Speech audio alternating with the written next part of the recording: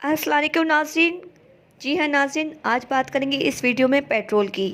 काशिफ चौधरी ने मुतालबा किया है कि हुकूमत फौरी तौर पर पेट्रोल और डीजल की कीमतों में इजाफा वापस ले ले। मरकजी तंजीम ताजरान पाकिस्तान और ट्रांसपोर्टर्स ने पेट्रोलियम मसनूआत की कीमत में हालिया इजाफे को मुस्तरद कर दिया है। तंजीम ताजरान पाकिस्तान के सदर काशिफ चौधरी ने अपने बयान में कहा है कि पेट्रोल और डीजल की कीमतों में 35 रुपये फ़ी लीटर इजाफा यकसर मुस्तरद करते हैं। पेट्रोलियम मसनूआत की कीमतों में इजाफे से महंगाई का मज़ीद तूफान आएगा।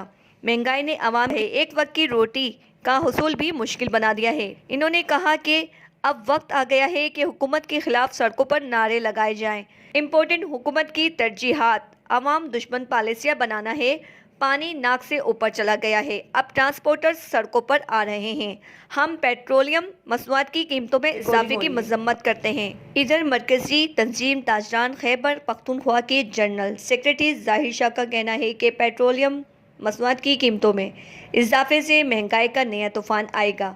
हुकूमत पेट्रोल और डीजल की कीमतों में होशबा इजाफा वापस ले लें।